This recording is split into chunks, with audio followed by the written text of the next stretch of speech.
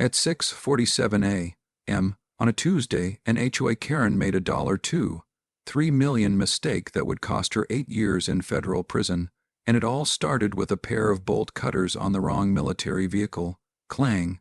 The sharp crack of steel snapping through my security chain shattered the perfect suburban silence like a gunshot.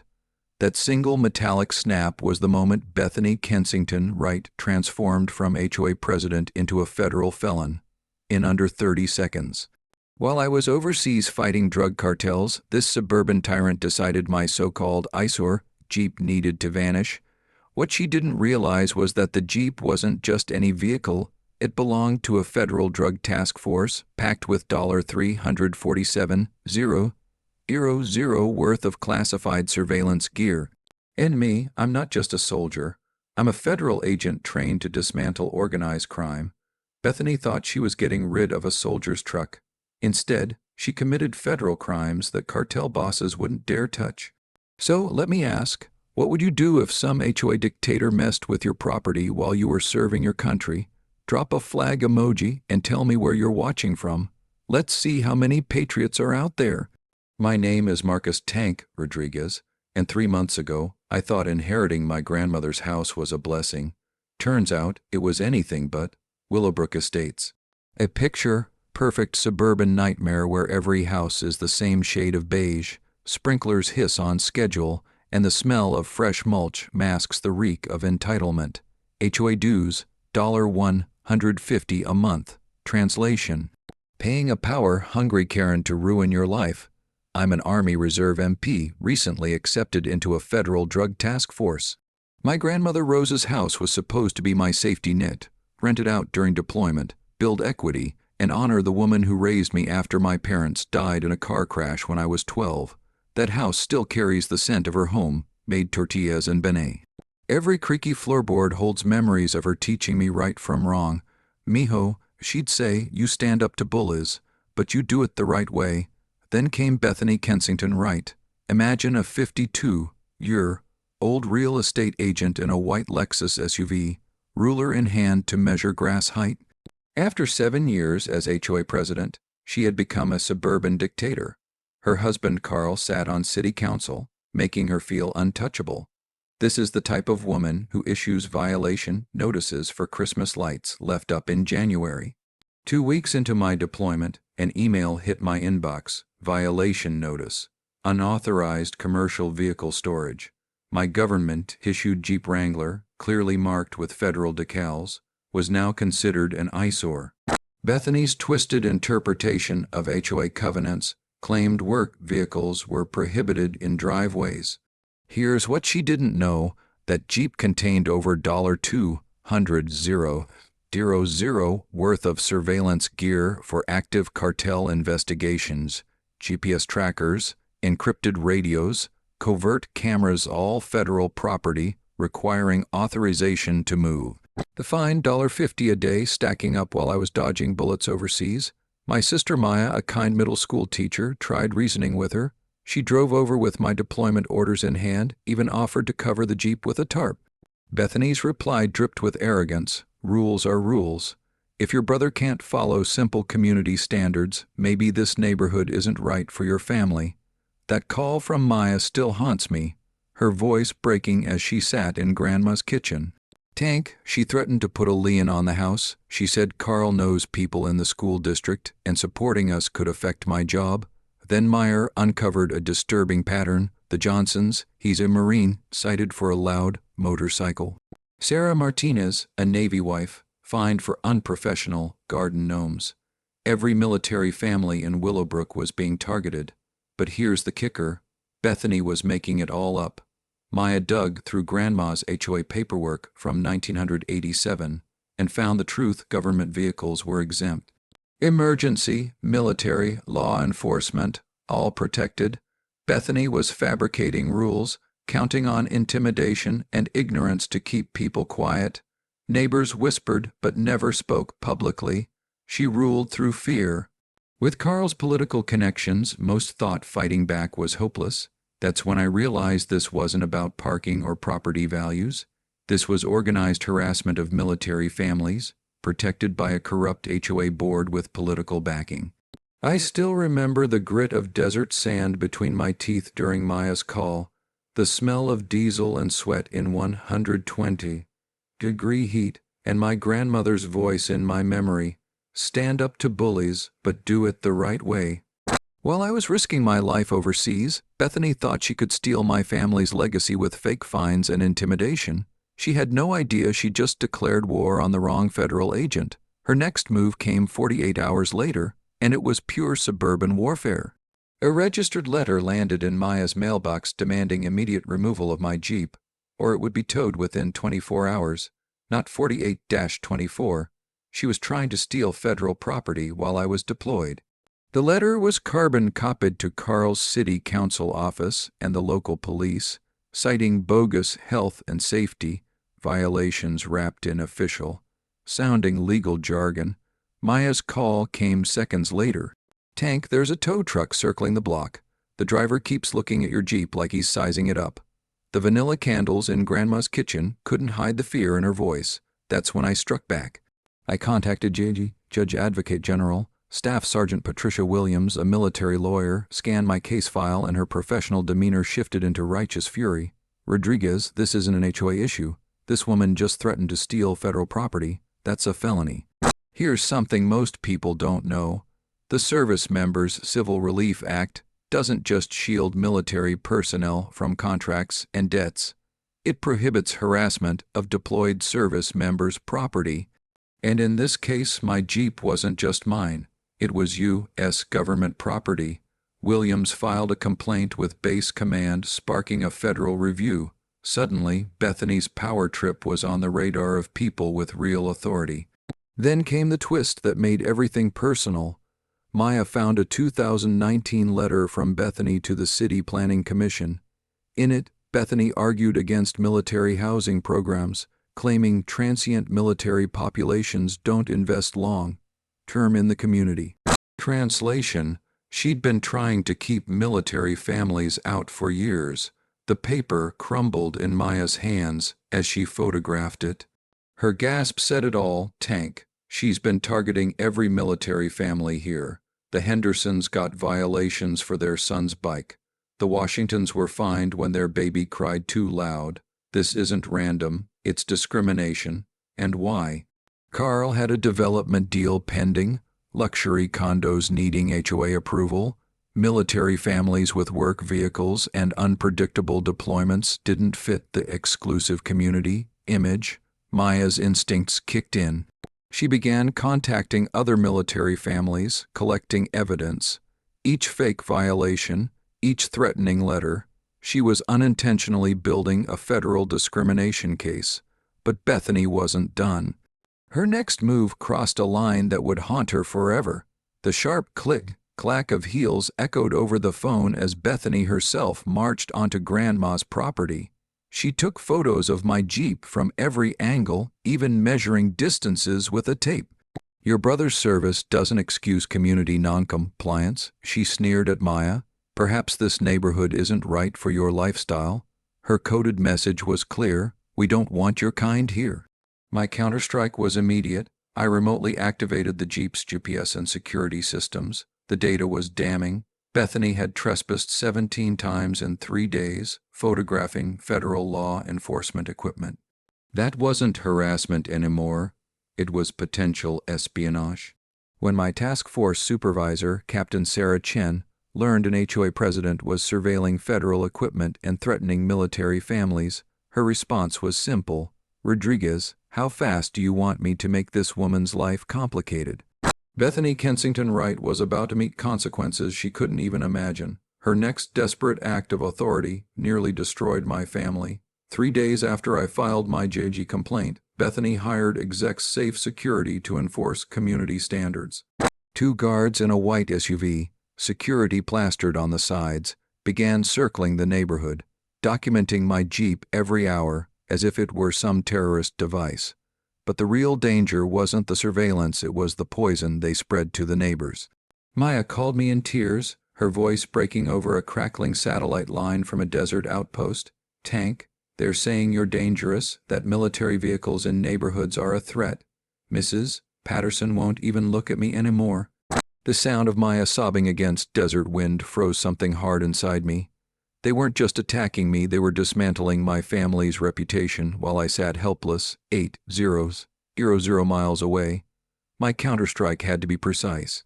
During my next limited comms window, I told Captain Chen about private security documenting federal task force equipment. Her reply surprised me. "Rodriguez, if we come in too strong, we validate their claims. We need them to expose themselves." The twist came when I remotely accessed my Jeep's built-in surveillance system. Federal task force vehicles carry more tech than some precincts' motion sensors, infrared, GPS, and automatic photography within 15 feet. Footage chilled me. Bethany wasn't just noting violations. At 1:43 a.m., security cameras caught her shining a flashlight inside, photographing the dashboard, even trying the doors. She was attempting to access classified federal gear, and she wasn't alone. She pointed out systems to the guards, who took meticulous photos of federal communications equipment. Meanwhile, Maya bore the brunt. Parents at her school questioned whether a military family with security issues should be teaching their kids. The principal called her in over community concerns. When we spoke, I could hear chalk dust and dread in her voice. "Tank, they're destroying my career." Bethany told the PTA that military families bring instability. "She's turning my job against me." It wasn't about property anymore. This was systematic destruction of my sister's life. Helplessness tasted like sand and rage as I sat in a comms bunker surrounded by war machinery, while a suburban tyrant dismantled my world back home. The harassment escalated. One guard, a failed cop with a power trip, cornered Meyer at the grocery store. "Ma'am, we need to discuss your brother's military activities," he said, blocking her car. "That vehicle contains equipment that could pose risks to community safety." Maya, God bless her teacher instincts, hit record. "Are you suggesting my brother who's serving overseas is a threat to American families?" she asked, her voice steady despite the tremor I heard. The guard stepped closer. "Military personnel sometimes bring problems home, PTSD, weapons, surveillance tech. We're ensuring safety." They were painting me as an unstable veteran, classic discrimination, wrapped in safety language. But his slip was golden. He admitted they were investigating my Jeep's surveillance equipment. That recording became federal espionage evidence. My counterpunch landed hard. Captain Chen alerted the Federal Licensing Bureau. Exec Safe Security had conducted unauthorized surveillance on classified gear. Overnight, the guards disappeared, but their company now faced an espionage probe. Bethany panicked. She filed complaints with police, fire, code enforcement, even animal control, building a paper trail of her obsession with federal property. The war escalated, and my family kept taking hits while I was still overseas. Then came her most reckless move at 6:47 a.m. One Tuesday, Maya security cameras captured it. Clang, clang, clang, bolt cutters chewing through my chains, the metallic snap echoing through quiet suburbia like gunfire. Maya's panicked voice shook me awake. "Tank, she's cutting your locks, she's stealing your Jeep right now." Through Maya's phone, I watched Bethany Kensington Wright commit multiple federal felonies in real time. Hair disheveled, still in her bathrobe, she'd hired Discount Dave's towing, with cash, no paperwork, no questions. But when the driver saw federal decals, he backed away like the Jeep was radioactive. "Lady, this is government property. I'm not touching it." "It's abandoned," Bethany screamed, spit flying. "I'm HOA president. I have legal authority." That meltdown, captured on 3 cameras, became exhibit in a federal theft case. I hit emergency channels. Within minutes, U.S. Marshals were rolling with sirens toward Grandma's house. But Bethany had no idea my Jeep carried hidden tech, GPS trackers, kill switches, automated alerts. Cutting my lock triggered Homeland Security pings across 3 states. Then Bethany made her fatal error. When the tow driver sped off, she changed the community gate locks, trapping federal property and blocking law enforcement access. Maya recorded every second.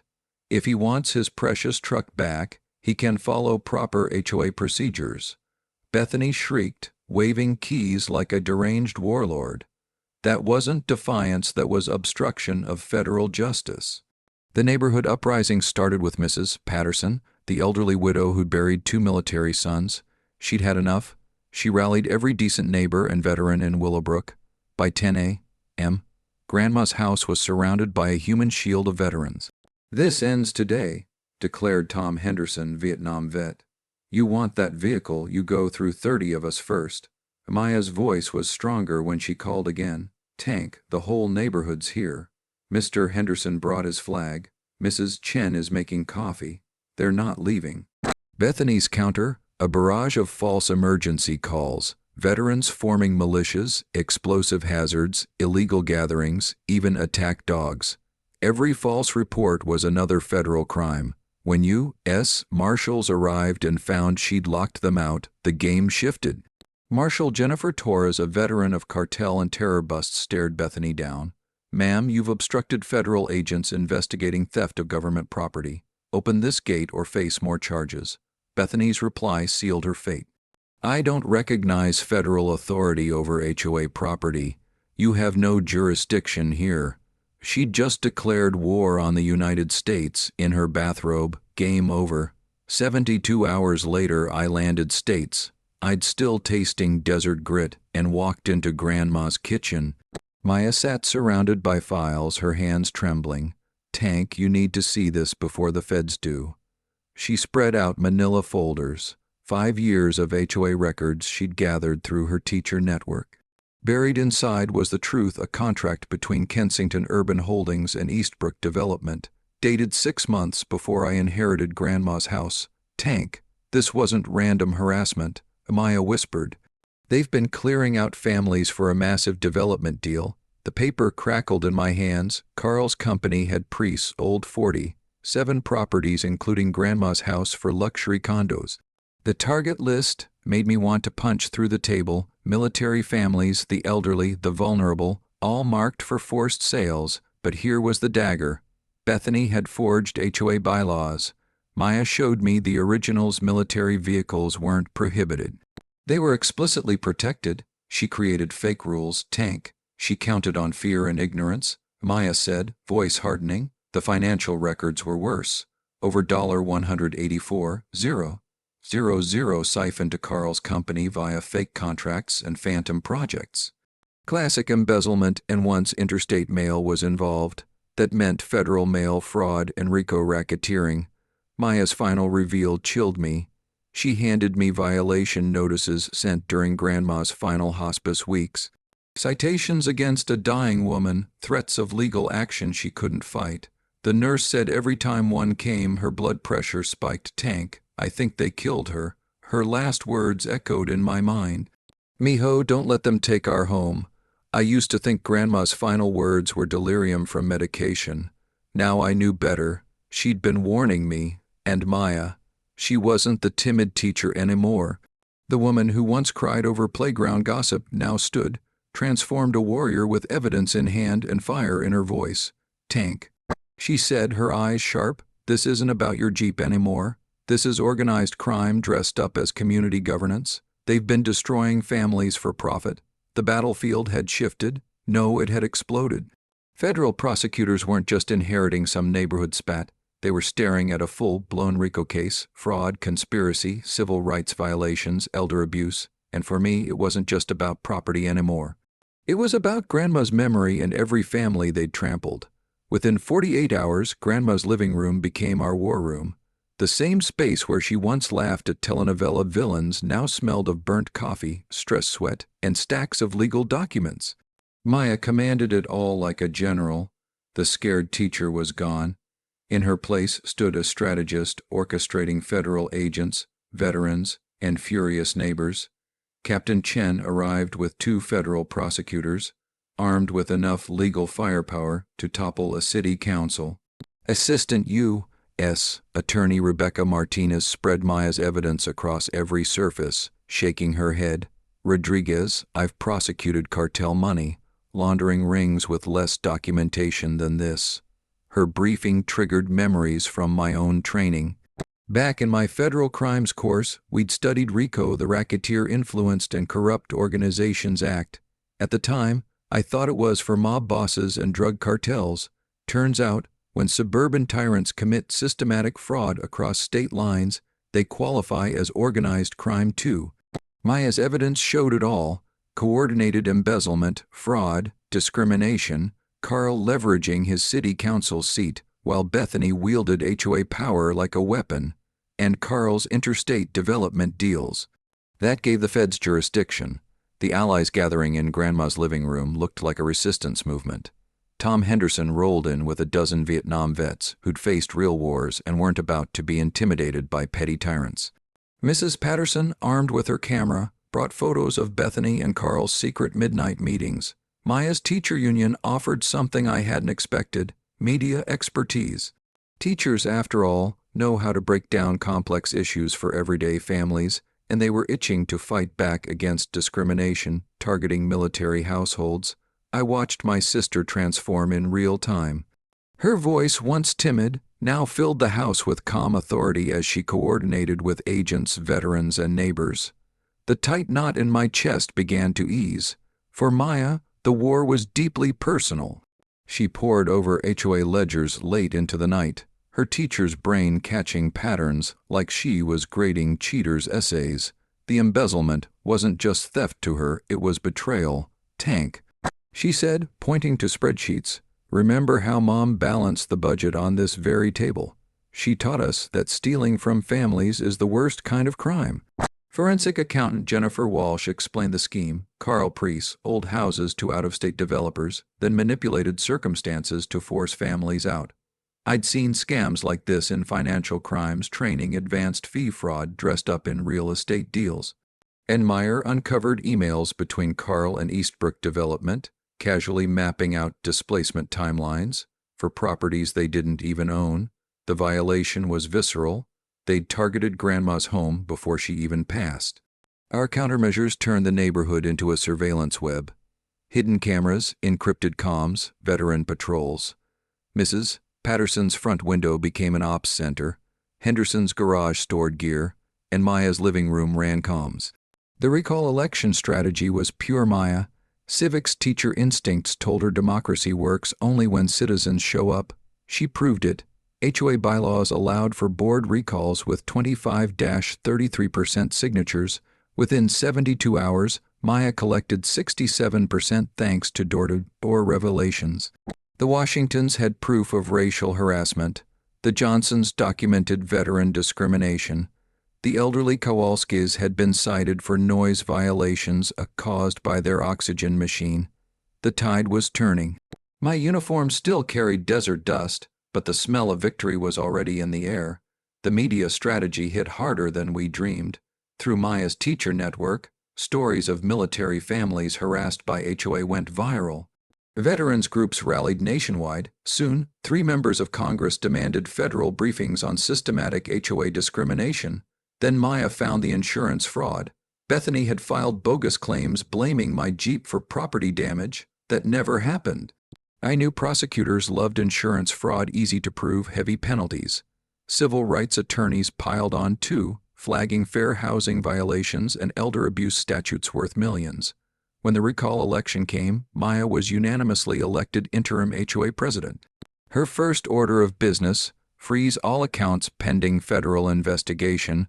Watching her wield the gavel in the very community center, Bethany once ruled with fear that was justice served ice cold.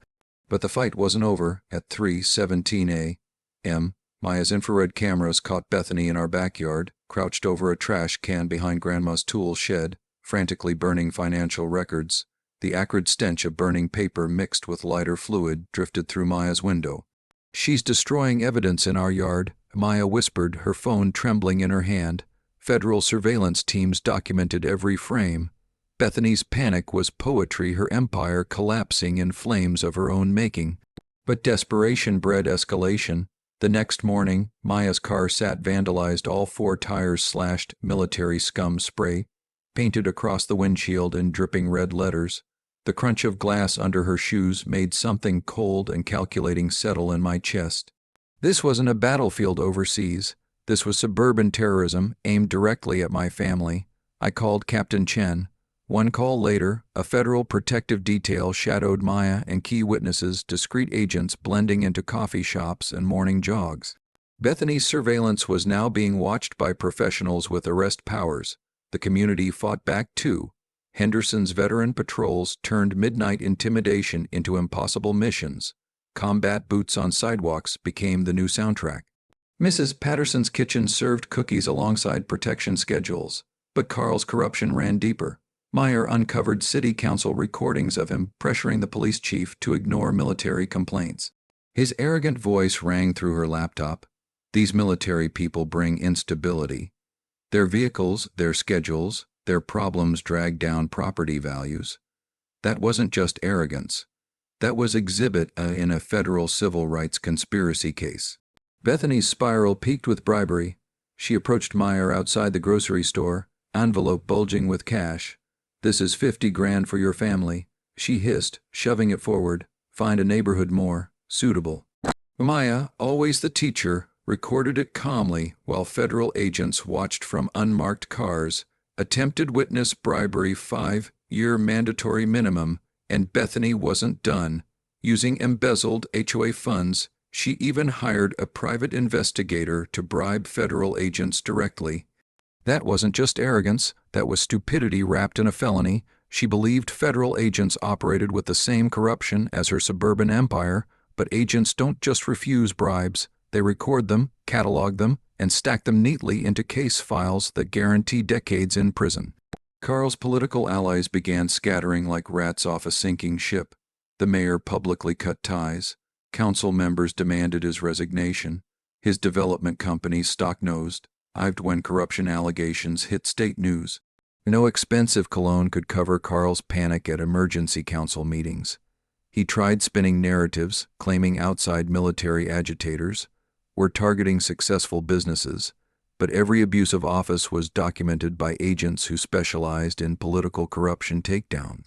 Then the threats started. Maya found notes under her windshield, voicemails twisted into warnings that accidents happen to teachers who ask too many questions. Her voice cracking on those calls lit something primal in my chest. But my response wasn't rage, it was precision. Threatening federal witnesses means FBI terrorism task forces get involved. Every threat was traced with forensic detail, phone logs, handwriting analysis, digital fingerprints that made CSI look like child's play. Bethany's desperation escalated into weaponized lies. She filed false police reports, insisting Maya was unstable, claiming armed military militias were forming in Willowbrook. Filing false reports against federal witnesses isn't just local drama. It's obstruction of justice, elevated with terrorism enhancements. The beauty of federal patience was simple, watching Bethany dig her own grave one crime at a time. But her largest strike was a media ambush designed to annihilate Maya's reputation.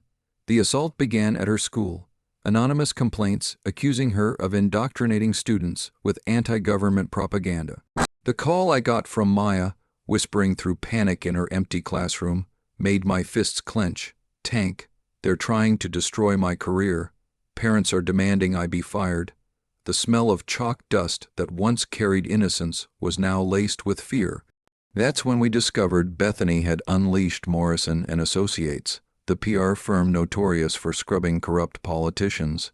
Their strategy was to paint Meyer as a dangerous veteran's sister, tainted by PTSD and military aggression, unfit for suburbia. This wasn't foreign propaganda. This was personal warfare aimed at destroying families. But Maya had been documenting every attack, every threat, every smear, every slander.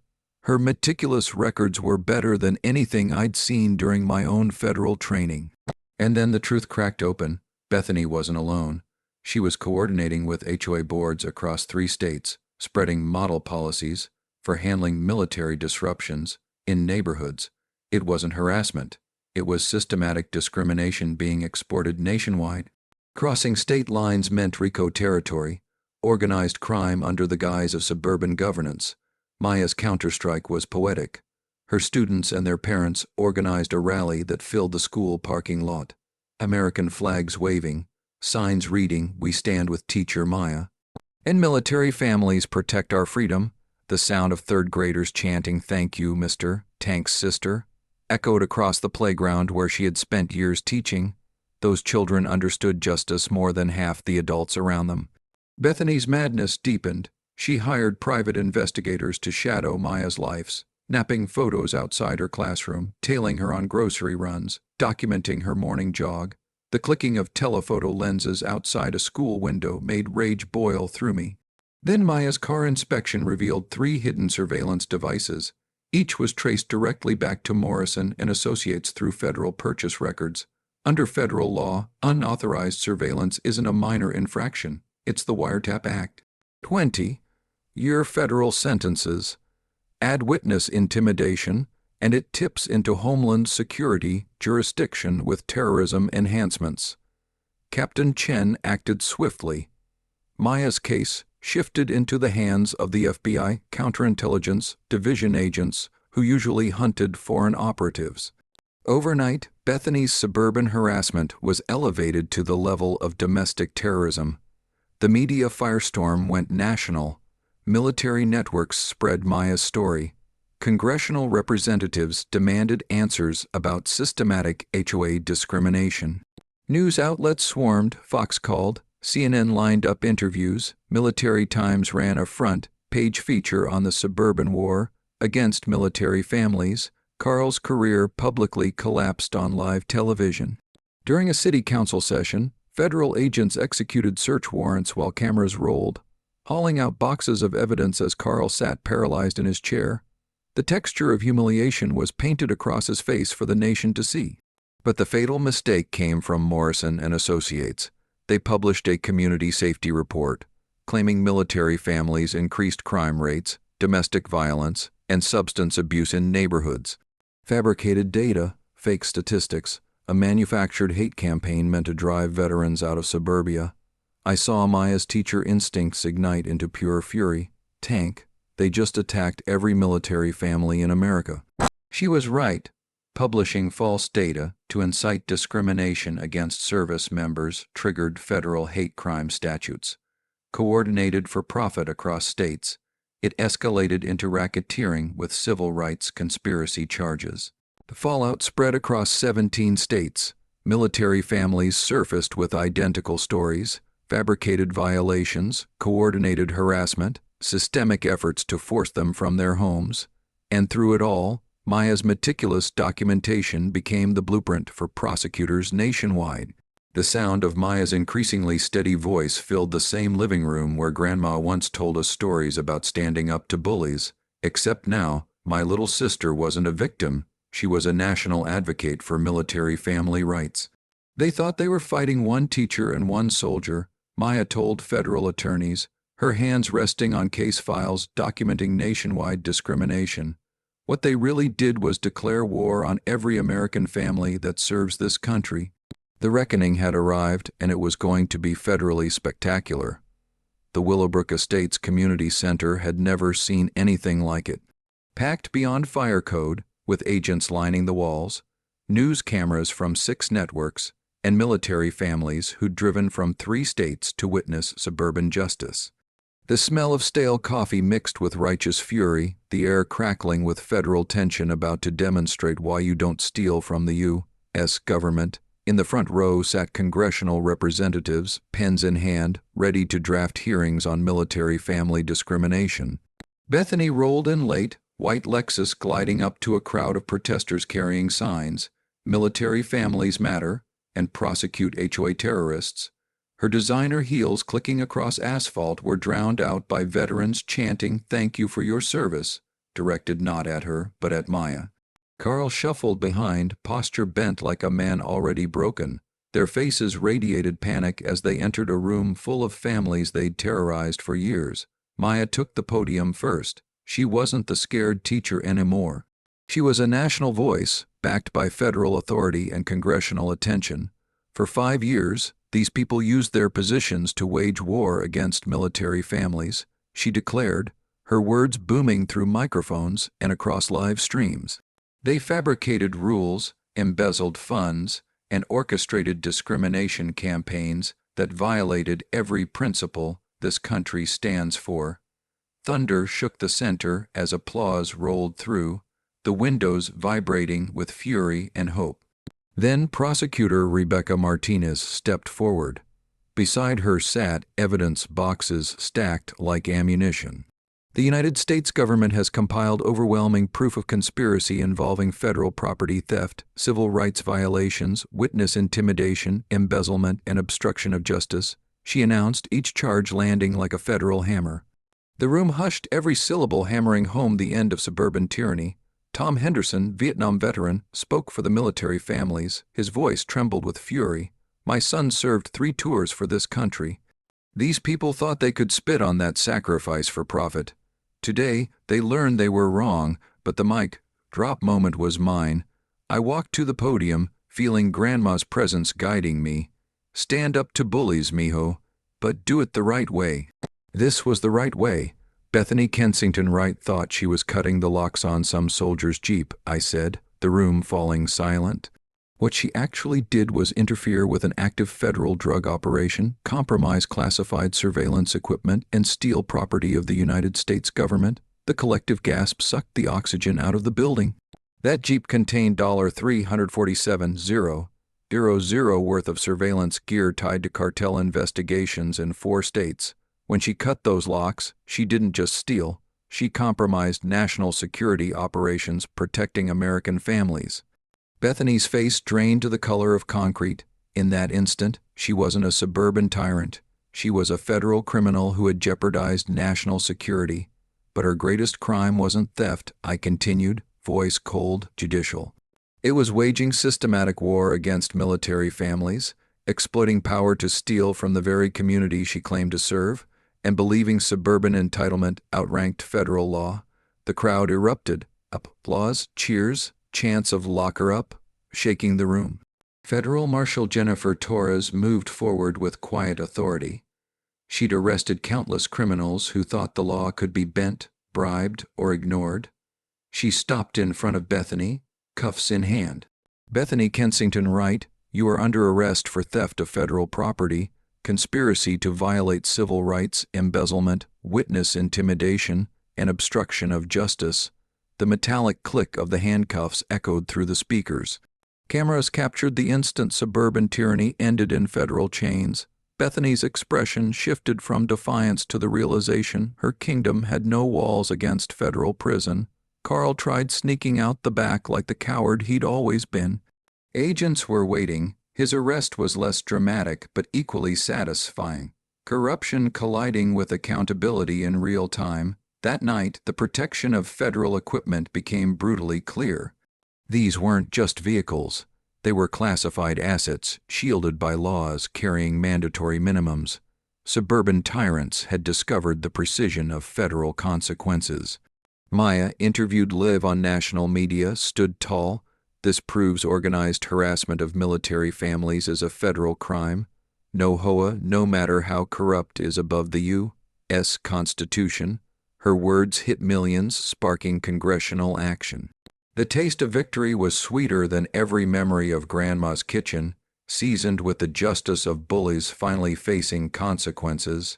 18 months later, I stood in that same kitchen, reading the final sentencing report.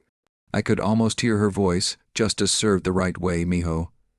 Bethany received 8 years in federal prison, no parole, plus $647,000 restitution. The judge's words would echo in legal circles for years. "Your systematic harassment of military families represents domestic terrorism disguised as community governance. This court will not tolerate suburban tyranny." Carl received 6 years in prison and a lifetime ban from public office.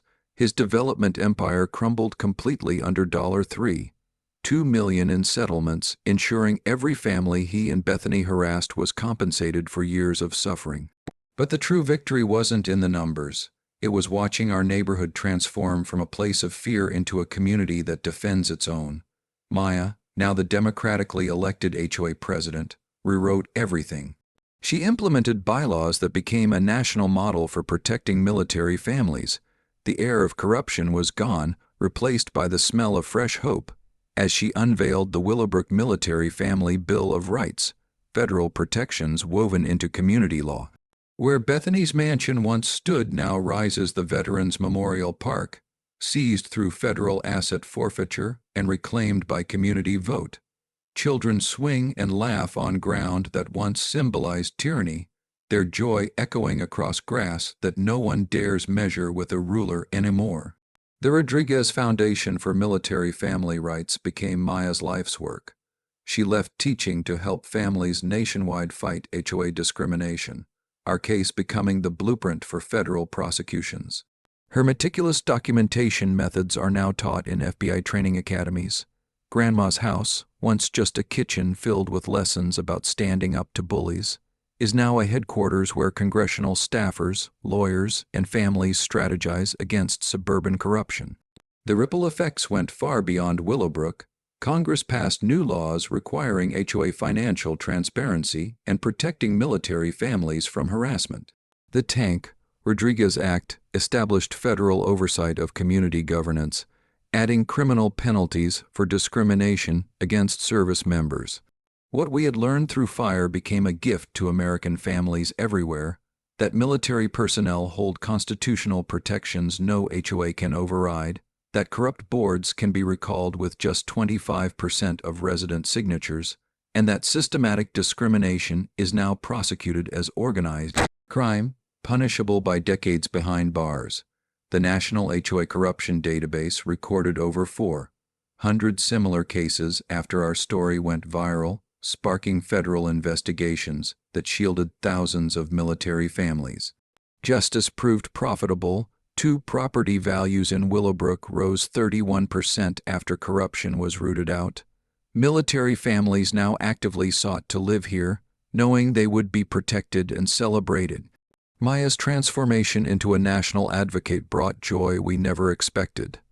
She married David Chen, a Navy veteran and brother of Captain Sarah Chen, who had stood by us during the fight.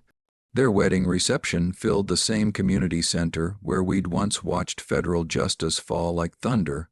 For me, happiness came with Elena Martinez, the federal prosecutor who'd helped bring the case to trial. She transferred to local operations, and together we bought the house next door to Grandma's. Every morning, waking up in the neighborhood we saved feels like victory served daily. The Rodriguez Military Scholarship Fund, born from lawsuit settlements, has already sent 23 children of military families to college. Each graduation is a reminder that one family's courage can ripple into generations of opportunity. Mrs. Patterson, now 91 and still the neighborhood's conscience, cuts the ribbon at every community event. "Your grandmother knew you'd do something special," she tells me, her eyes shining. "She just didn't know you'd save the whole neighborhood."